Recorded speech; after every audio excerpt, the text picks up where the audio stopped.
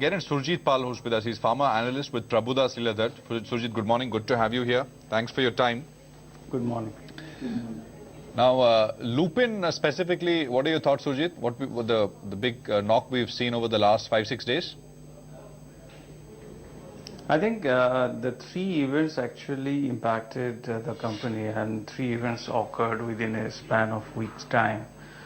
I think one is that Valiant's post of $84 million on Glumetza, so which means that their market size will be roughly around $325 to $350 million, vis-a-vis I think market estimates of around $600 to $700 million. So that will definitely reduce the consensus estimates from the drug in FY16 and 17. That is one. Second thing I believe is that the government of India's stricture of around 500 combination drugs altogether. So that with 50% contribution of the company from acute therapy, I think to a certain extent, 3 to 4% their FY17 sales could be impacted for that. Plus, if you see WPI issue, which will definitely reduce everybody's NLM revenue for FY17. I think these are the events. Plus their Goa plant, which received fresh new 9 observations for its observation, and that is also within 8 months. The last observation they received around July, so it is very unusual that FDA visit within 8 months and given the fresh 9 observations, of which 2 were pretty critical. Though there is no data integrity issue, but these are the issues could impact your overall approval scenario, which is the plant contributes around 50% of the whole US revenue for the company. So that's why I think all these three events has impacted the company's valuation in this entire. Yeah.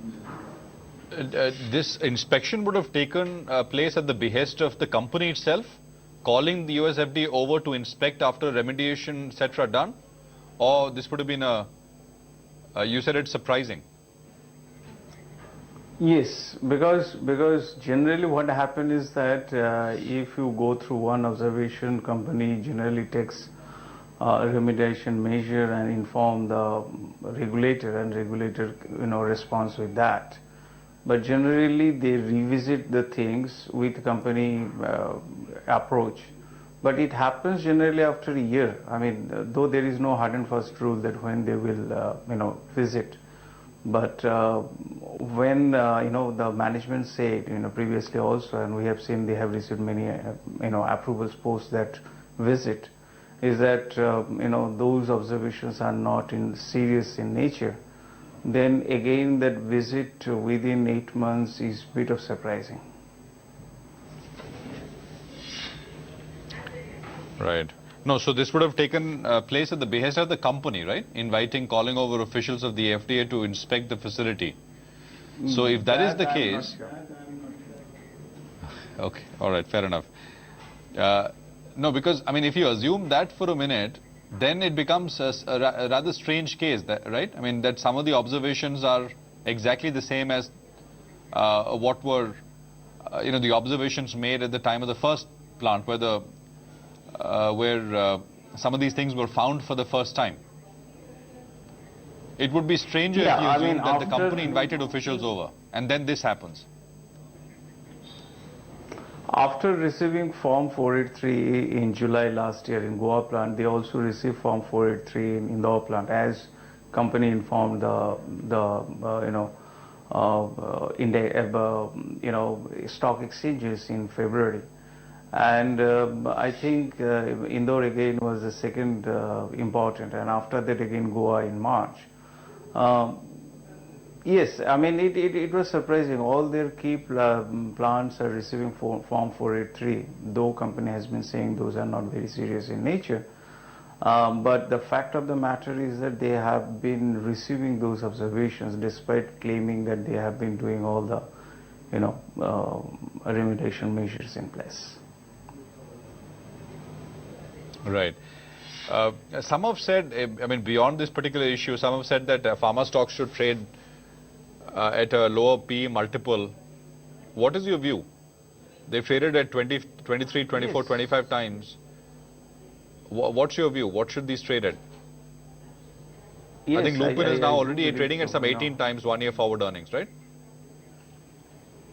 It again depends on how you are expecting those earnings, because I believe most of the large Indian companies will be facing some bit of degrowth or declining US revenue in FY17.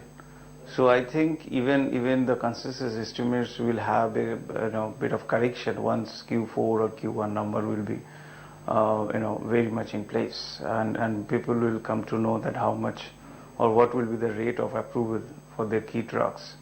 So if the key drugs are not stuck, then they might be to a certain extent matching the last year's similar kind of US revenue. But even that is also far-fetched, because the quality of the approvals they have been receiving, which is very less number of